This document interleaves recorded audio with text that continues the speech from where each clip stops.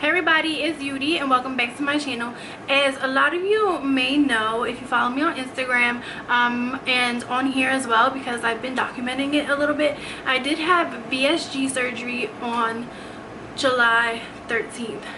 If you don't know what VSG is, it stands for vertical sleeve gastrectomy. So that's when they cut 80% of your stomach and only leave 20%, kind of like the shape of a banana, because I don't think it's the size of a banana. It's smaller, but it is like the shape of a banana. And this is for people who I feel like most of us do have. The ones that have had it have like an eating addiction. That's why any other kind of weight loss options just don't work for us. So this is kind of last resort tool to help with the weight loss process. So I feel as though if you're going to go through this 6-month process, go through a surgery, then, you know, I feel like that really trains your brain, like, hey, let's not go back into those bad habits that you had before. So it's, you know, some people say it's the easy way out, but I don't think so at all. Surgery should never be the easy way out. Even though for those of you that follow me, my surgery wasn't that bad. It's a laparoscopic surgery. I have 6 incisions. They're healing great. I was in a lot of pain. Since I've been home, today is Wednesday, July 18th. I have felt the nausea, but you know, I am, you know, testing some things which I'll go over with my post-op diet. So, you know, my body's getting acclimated again to foods. So let's just go over a stat. So when I first started this journey in January of 2018, I was 279 pounds. So that is the highest I've ever been in my life. So I do have 4 children. My last pregnancy was a pair of twins, and that kind of, I've fallen off since then. It's been really hard to get back to my size after having the twins. So yeah, so that's my story. So a little bit about my surgery. I went to Mercy Fitzpatrick Hospital in Darby, Pennsylvania. My doctor is Dr. Rhamashandra, and I will leave his information below. But my team was so amazing. To this day, they are amazing. So you deal with your doctor, initial visit with your doctor. I honestly didn't meet with him too many times, but he was the most reassuring person. You know, he's done the surgery thousands of times. He is a bariatric specialist, so that's what he specializes in. You know, like he says, I've done this thousands of times. You've had a C-section, you will be fine. And you know, I was nervous. I'm not gonna lie, I was nervous, but I was fine. So that's that. So my team, we have an intake coordinator and some person that deals with your insurance. So you really didn't have to do anything, just but show up is what I tell people. They do everything for you. They make all of your appointments. To be honest, other than being heavier, I was pretty healthy. So everyone's different, so you definitely call your, you know, local bariatric center or just Google bariatric hospital, because depending on your insurance, some insurances need you to do it at an actual hospital and not a bariatric clinic. So, you know, you just have to do that research on your own. But all of my appointments were there at the hospital. You know, I only had to do cardiology, a pulmonary one, because I did have pneumonia before, so my lungs, and everyone does a psych evaluation just because this is a big decision, so they want to make sure that you're making a healthy decision. No one's forcing you to make it. You have a okay support system. So yeah, so there's that. So yeah, like I said, I'll leave their information below, but they were amazing. Even to this day, they've called me. They called me the day after I went home. They called me to check on me. They've sent a nurse out the day after that. So today is Wednesday. Okay, so they actually called me Monday to check on me. I actually went home Saturday, so I was only in the hospital for 1 day. They called me Monday, and then a nurse came out to check on me on Tuesday. So she checks all my incisions. She makes sure that I'm still hydrated. She, you know, does all my vitals, because that's one of the main issues after having bariatric surgery. You have to take such small sips. Like, I have like this cup, and I'll tell you what's in it. But even that small sip, like usually I would have gulped that down. but you have to take small sips and you really have to pace yourself. So if you don't do that, you could, you know, if you don't drink because of that, then you could end up dehydrated. But you have to make sure you have either a cup of water, a cup of whatever next to you. I usually have a cup of some kind of like, not sweet, but I'll tell you in a second, a cup of like something flavored and a bottle of water near me at all times, so I make sure I'm sipping all day long. That way you don't dehydrate. If you don't keep that next to you, you forget and you can dehydrate like that. Because even now I'm pretty thirsty because I was setting up for this video and not sipping as much as I typically do. But yeah, I'm just going a little bit more in depth with things.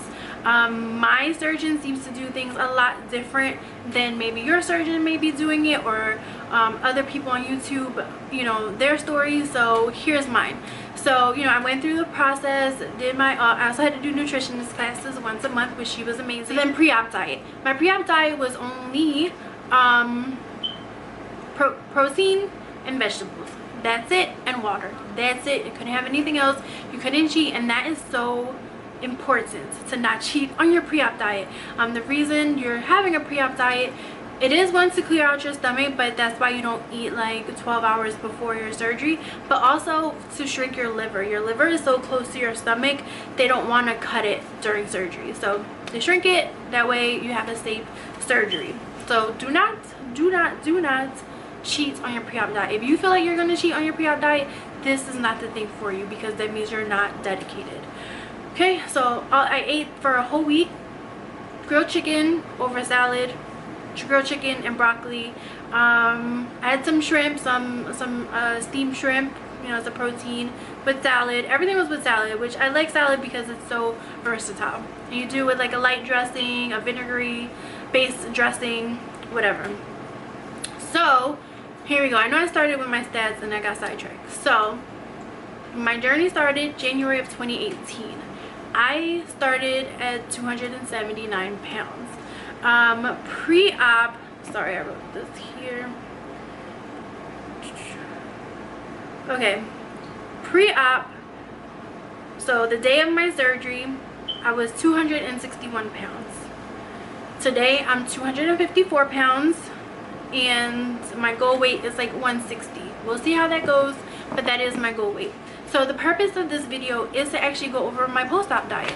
Again, my surgeon is very different than a lot of people. When I like post what I'm having, people are like, oh, I couldn't have that for 2 weeks after surgery. Like, what's going on? Some people are on a full liquid diet for 2 weeks, which I understand. Your tummy is healing, so I understand that part. But I'm looking at like what I have in front of me. It's really not a lot to eat for like a whole week. Basically, in my mind, I train myself that I'm snacking throughout the day, because that's really what it is, snacking and sipping. So the most important thing is water. I just explained to you, a lot of people dehydrate, so I did choose to go with smart water because it has electrolytes in it. I do have kids and I don't want to get tired on them or anything like that, so yep, I go with the smart water. It has the electrolytes in it and it's been amazing. I need to drink some, matter of fact, because my mouth is dry. Okay, so there's that. So there's that. So in case like so your water isn't as boring, I did buy these sugar-free singles, which is on my list, that you can put these in your water as long as they're sugar-free. My doctor is okay with it, so I bought a bunch of these in a bunch of different flavors. This is just the one that was near me. I know I have fruit punch, grape, so this is a really good alternative in case, you know, you don't want to just drink boring water all day. You see, like, just that little sip of water, you can, if you drink too fast, you get air, girl. Anyways, so of course, good old protein shake. The Premier Protein is the most what's the word, famous drink in the bariatric community. So I have the plain and I have the strawberry. They both taste fine. It's just after a while, you know, it takes a while to get these down. I'm not gonna lie, it takes me a whole day to get one of these down. So, you know, once they start getting warm, and it's just not good when they're warm. So drink these when they're really cold. Sometimes I even put it in the freezer to get a little slushy. It's almost like ice cream. But yeah, that's what I have for that. unsweetened applesauce. This is my jam. This was the first kind of food thing that I tried that wasn't like just liquids. So, and it was fine. It was fine. And it's like I tell my kids, like, I think I don't know why I didn't buy this before, because apples are naturally sweet, so you should like just buy it like that because they're already sweet. This is major popsicles. So I have to put these back in the freezer soon, but these sugar-free popsicles are on my list. Make sure you go with the tropical. If you see anyone else's video in the bariatric community, they love the tropical ones. I guess the regular ones are okay, but tropical is so good. Yogurt, so I can have yogurt. So I got this. It's the Dannon low-fat yogurt in vanilla. So this is the only kind, you can only have like a plain kind of yogurt, so no fruits, no chunks, nothing like that. So which is fine with me. I don't eat, this is actually the only yogurt. I already had this in my fridge because this is the only yogurt that I had. Like if I want fruit, I usually eat fresh fruit with vanilla yogurt, so that's always something that I did anyway. So I could only get down maybe a tablespoon or maybe a tablespoon and a half of either the applesauce or the yogurt, and then the popsicle, it takes me like longer than ever to eat a popsicle, but it's so good and like soothing. So there's a couple things I picked up just recently. So I picked up some bone broth. This will probably last me like 2 or 3 servings, even though it's so small, but it does have 10 grams of protein in this whole container. So it sucks that I have to break it down because I can't fit that much, but that's fine. And then yogurt, I saw these at the market.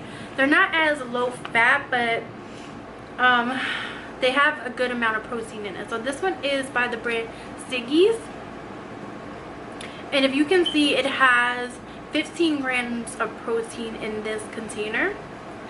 And then this one is by Chobani Greek yogurt. Oh no, it's non-Greek yogurt. Why would they even say that? I should just call it yogurt. It's another vanilla yogurt, and this one has 11 grams of protein. So I love vanilla yogurt.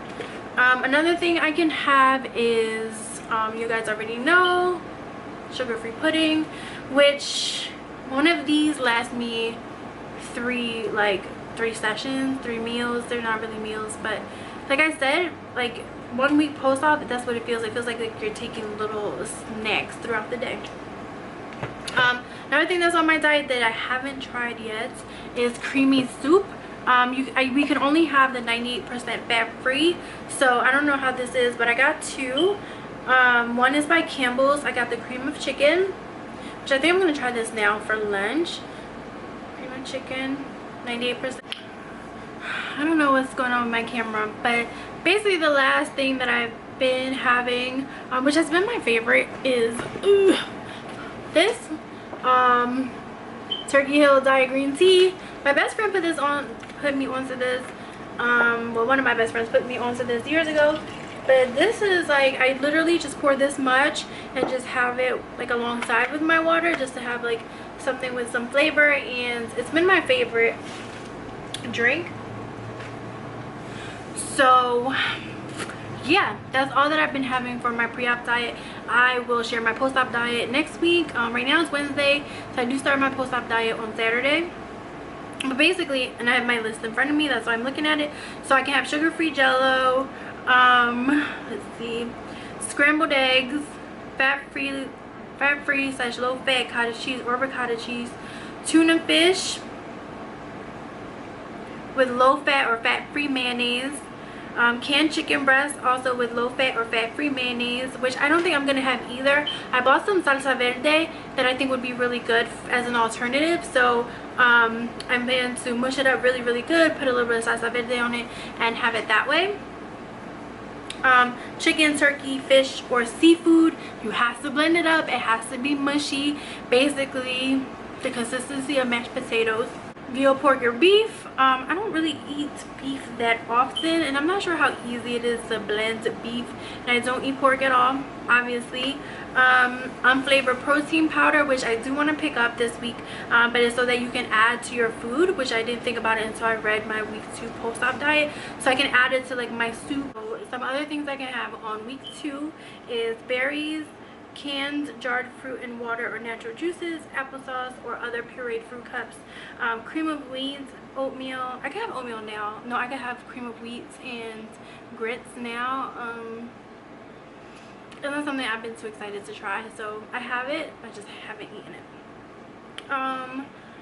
And then the last thing is like mayonnaise to have with like your canned meats and stuff. So yeah, so they just added a few things for next week, and they did say restock on all of your like week 1 type of foods, so that's what I'm gonna do. And then I meet with my surgeon on Monday. But yeah, it's been fine. If you guys have any questions, leave them below. Like I said, I'm gonna leave my Instagram handle below, which is where I give the most recent, up to date, up to the minute updates of what I'm eating, what I'm doing. So yeah, I think I'm gonna end this video here.